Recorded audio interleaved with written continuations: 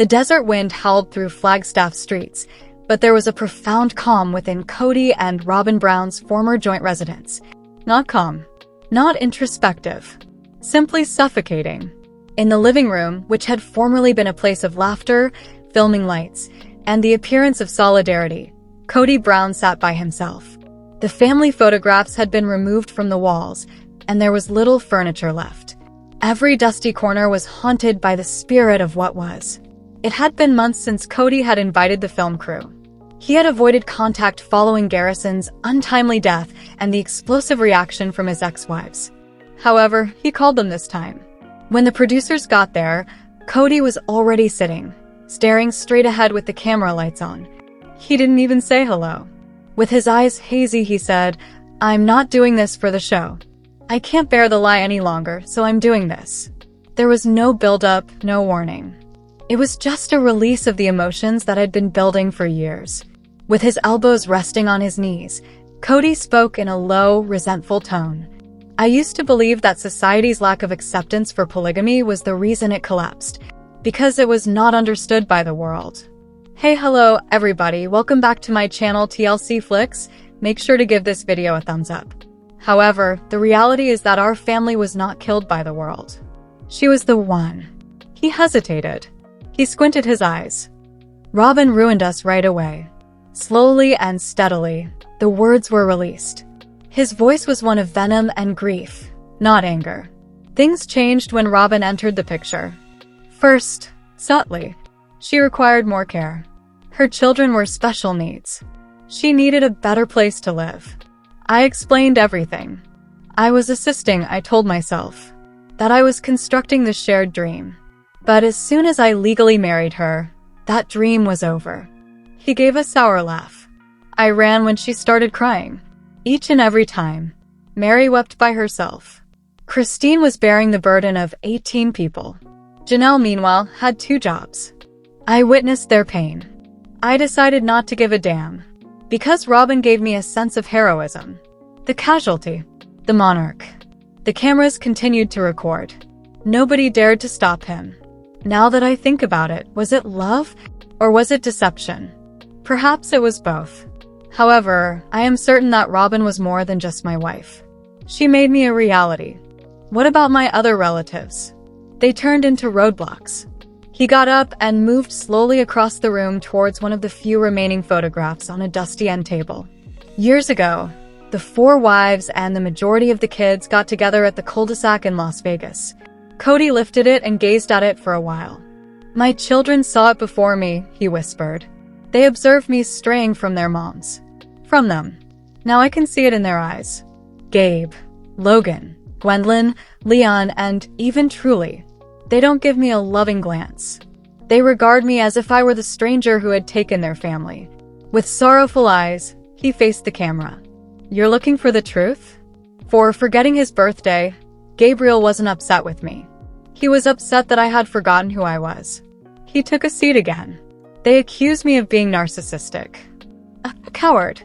I do believe them sometimes. Because of the person I became while Robyn was around, I had not vowed to be that kind of husband. I vowed not to become a father like that." The camera made a small zoom. Cody clasped his hands together. She had no desire to become the 4th wife. She desired the role of wife. I also gave it to her. Mary became the legal one after I divorced her. I did everything in my power to get her children adopted. I allowed her to set the pace for everything, including Christmas plans and home purchases. He sneered. She sobbed her way to authority. Additionally, I confused manipulation with dedication.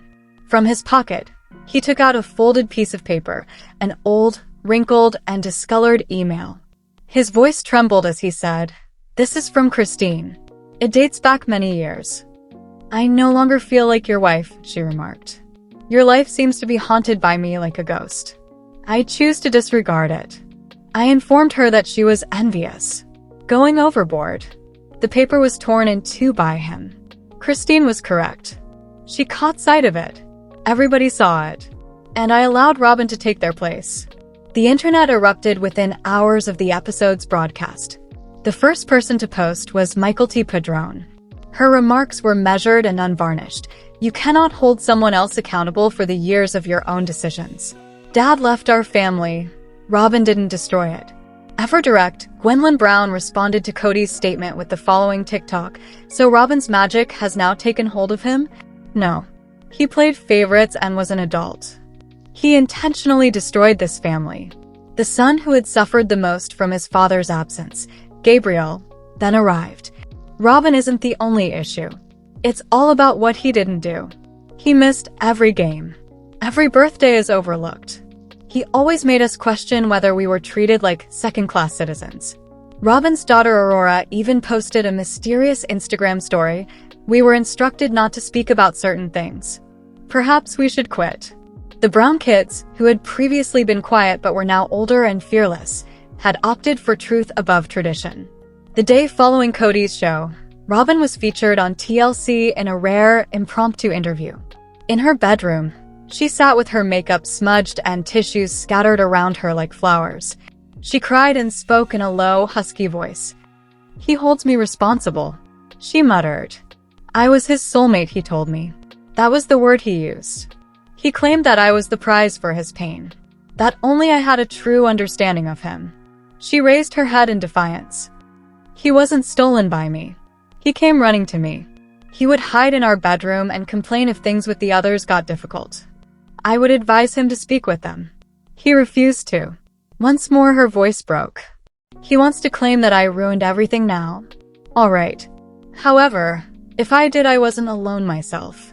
Then the line that astonished the producers arrived. Perhaps I desired to be the sole spouse. Perhaps I had had enough of sharing. Perhaps I believed that he would be mine at last if they all departed. Mary Brown in Utah drank a glass of wine and let her breath out slowly as she watched the episode unfold. Off camera, she turned to a buddy. At last, he said it. But it makes no difference. He lacks courage. He's in a tight spot. She gave the last word later in her confessional.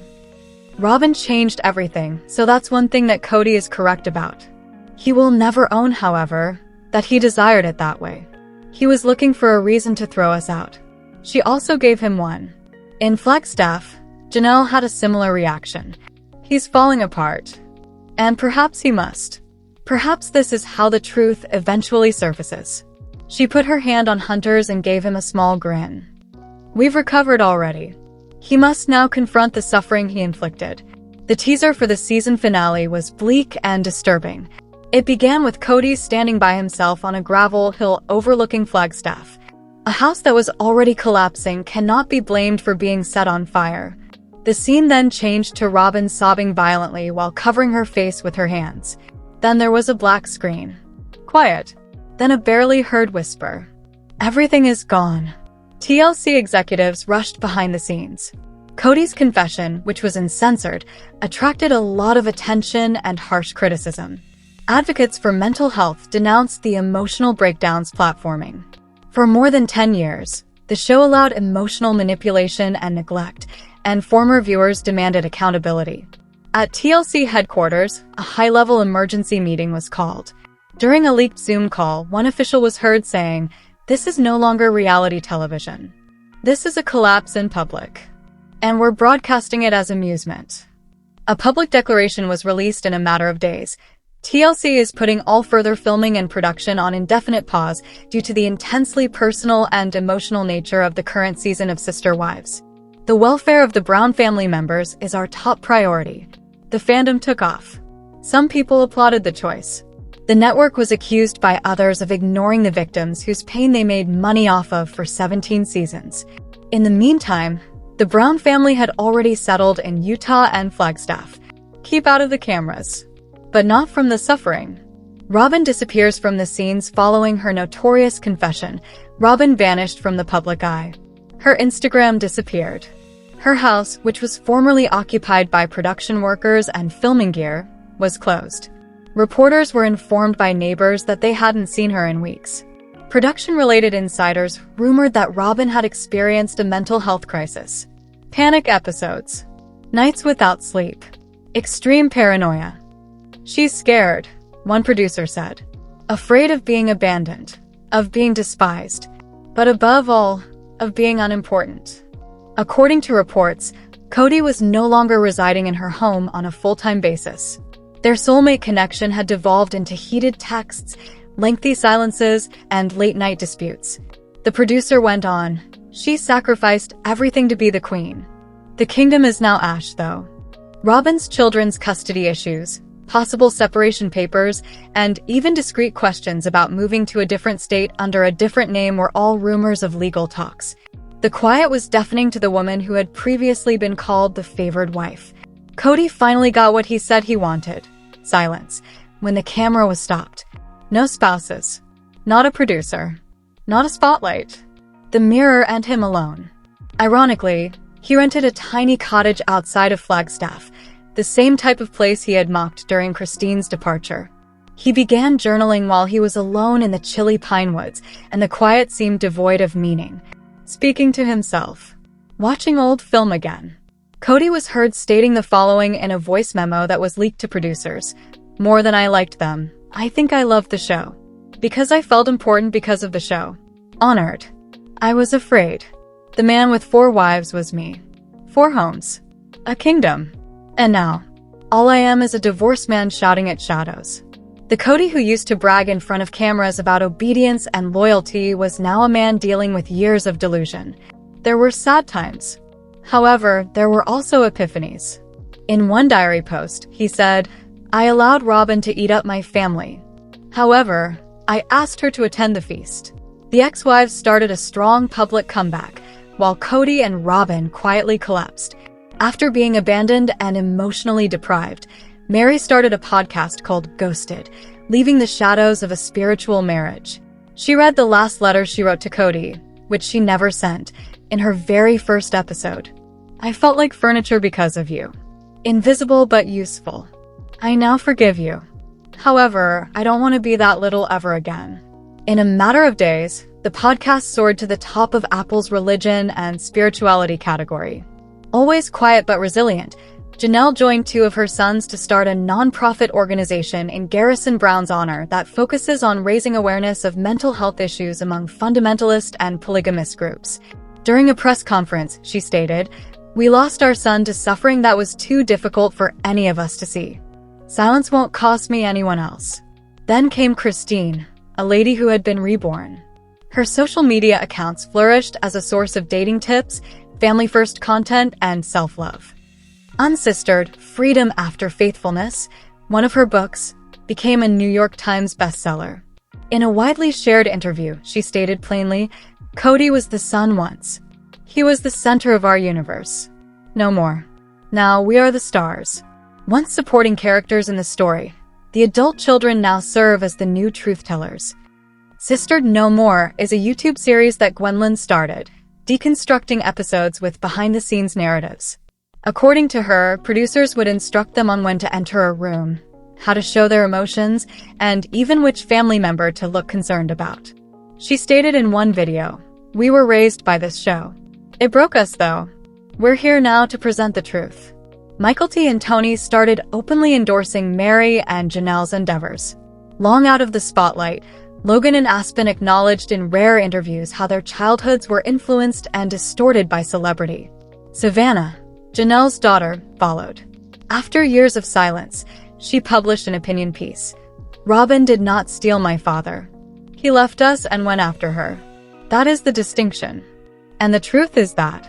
A month after Sister Wives was suspended by TLC, the network surprised viewers by airing a last, unreleased video that Kody had taken in the cabin. He gazed into the lens, unshaven, exhausted, and at last, devoid.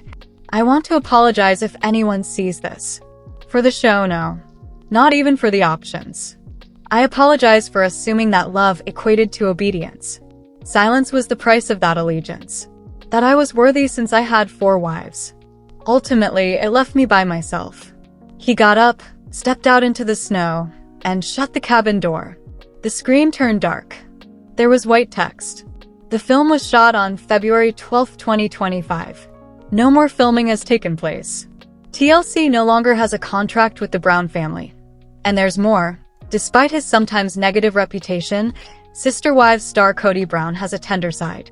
In fact, During the most recent tell-all preview, he revealed that his feelings for Robyn were so strong that they caught him off guard. It seemed as though he was playing the violin once more.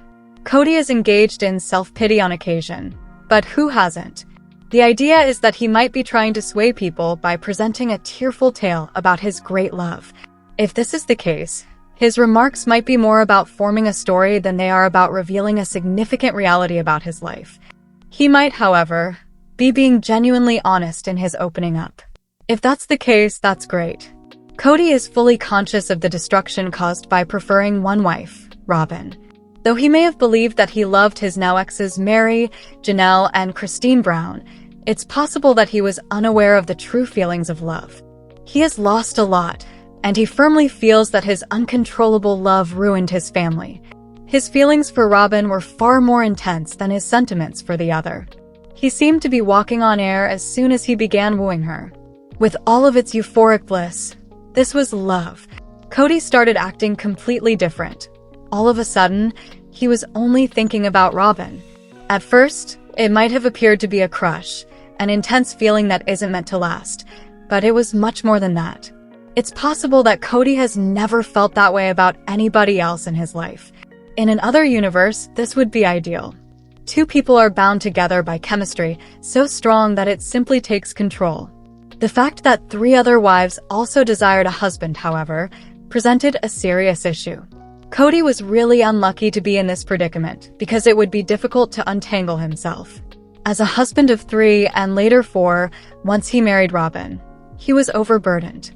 Another obstacle that prevented him from truly pursuing his dreams was the children he had from those moms. When he was the man of the house, driving the body and the family's lifeblood, it would take the most delicate surgery to free himself. Regretfully, his hands lacked the dexterity necessary to carry out the procedure without experiencing major issues. Maybe he waited too long. See Janelle hit her breaking point above? That's what all the ex-wives did. Since he believed he should remain with the woman he didn't love, Kody most likely had the greatest of intentions. He isn't a villain because of that. They ought to have released him. All of the former spouses in that marriage are now adults, and they are all accountable for ignoring the truth. It's also unfair to portray the ex-partners as angels and villainize Kody. They were aware of what was going on, and maybe their unromantic decisions were motivated by a need for financial stability. Though there were other worries, feelings were genuine. It was like a keg of powder. The practical and the romantic are at odds in this situation, and the prolonged multiple marriage was most likely the result of practical demands taking precedence. However, a person's innermost feelings, the ones that motivate them, cannot be repressed. They always surface in some form. Thus, Robyn's passive aggression, arguments, and an overall mood of sadness were all based on the delusion that everything was normal, even though everyone knew it was essentially a fake. In order to be felt and understood, emotions require a secure place to be expressed. Kody adored Robyn, so they were. However, the other women had to face their emotional struggles alone. Kody likely questioned why they couldn't simply leave, but he also had to deal with the shame of being the one who refused them. He had to start it, but why? He actually waited in an attempt to persuade them to do the action that he refused to. They eventually did, but once more, it lasted much too long, and the negative recollections cast ominous shadows. We can only hope that everyone is old enough to move past this chaos. They ought to be. Breaking those ties was ultimately a difficult and frightening process. How could things have changed so drastically when there were so many shattered hearts, so much resentment, and a feeling of unreality? What would everyone's lives be like if the most well-known poly family in America broke up? For starters, there was a lot of money at risk. Sister wives makes a lot of money. Then came the ex-wives, who had to start over in their middle years. The children who were left out of Robyn's core family with Kody then had to cope with the atrocities of a dysfunctional household. It's crucial to take Kody's perspective into account. It's not only about the ex-wives. His story is important. Men too have sentiments, a lot of them, which society frequently encourages them to keep hidden. There they remain, throbbing beneath the surface. Kody, convinced it was the correct thing to do, jumped into polygamy. People led him to believe that. These kinds of events, Turning points that affect the course of events and even appear to permanently alter the universe occur in every life. For Kody, it was love before Garrison's death, and that ought to be advantageous. He couldn't love Robyn freely, though, because there were simply too many problems. This was remarkably honest, he said in the preview look. The simplicity of it speaks for itself. Although he might have been playing the victim, it's more probable that he feels obliged to say this because it's true. He wants to be understood by others. Everyone desires to be understood. Perhaps Kody Brown of Sister Wives is correct when he says that polygamy cannot flourish following a traumatic experience such as falling deeply in love with one wife. It has to do with how individuals act. Kody was unable to follow the procedures. He wanted the fairy tale with Robyn, but he was too romantic. So perhaps he should be given some leeway. He simply was unable to convince the other women, and perhaps that is a sign of a decent heart. It was impossible to fake love. Enough may have been said by the other women, but the sister women stars decided to stay. All of them were adults who understood the situation. It could be time for the Browns to put their animosity aside now that Kody is making an effort to patch things up with his ex-partners by giving Meri and Janelle bigger shares in Coyote Pass before it is sold. People should remain with the people they love and leave others alone because life is too short for this. The close relationship between Sister Wives stars Kody Brown and Meri Brown has been put to the test throughout time by sorrow, distance, and difficult decisions. Beginning in 2010, Kody Brown's journey on Sister Wives featured his several marriages to Christine, Janelle, and Meri. In 1990, Kody married Meri legally. In 1993, he married Janelle spiritually, and in 1994, he married Christine. The show's initial seasons tracked their unified family life as they relocated from Utah to Las Vegas and then to Arizona. Kody and his wives attempted to portray a supportive, albeit complicated, poly-family dynamic in the face of public criticism. In April 1990, Kody wed Meri, who became his first legal wife. They added 3 more wives to their family throughout the years: Robyn in 2010, Christine in 1994, and Janelle in 1993. Since polygamy is prohibited in the US, Kody's previous marriages were spiritual unions, even though he was legally married to Meri.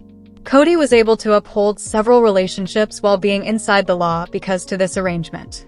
The TLC reality show Sister Wives, which debuted in 2010, highlighted their relationship. Meri consented to a formal divorce from Kody in 2014, which gave him the legal right to wed Robyn. In order to give Robyn's 3 children from a previous marriage legal rights and advantages within the family, this decision was made to enable Kody's adoption of them. Meri and Kody maintained the basis of their relationship by remaining spiritually married even after their official separation. Meri emphasized the value of family unity over individual feelings and stated that her decision was motivated by a wish to help Robyn's children. The emotional pressure in Meri and Kody's relationship increased after the formal divorce. Their relationship became much more strained after Meri's 2015 catfishing incident, which caused emotions of alienation and betrayal. Meri began to feel excluded as Kody's attention gradually turned more to Robyn. After 32 years of dating, Meri declared their split in January 2023, claiming that Kody had made the decision to break up with her. Their long-standing relationship came to an end, underscoring the difficulties of polygamous unions. Kody Brown's response to Meri's 2015 catfishing episode has been remarkably erratic, indicating a complicated and changing dynamic in their relationship. At first, Kody seemed to be on Meri's side, saying he wanted to shield Meri and the family from the emotional damage. He underlined the value of solidarity and implied that the catfishing scenario constituted an outside danger to their relationship. But as time went on, Kody's viewpoint changed. He blamed Meri for being in denial about the nature of her online activities, seeing them as an affair rather than a victimization, and acknowledged that he was extremely angry over the situation. Kody and Meri's emotional distance grew as a result of this change in his posture.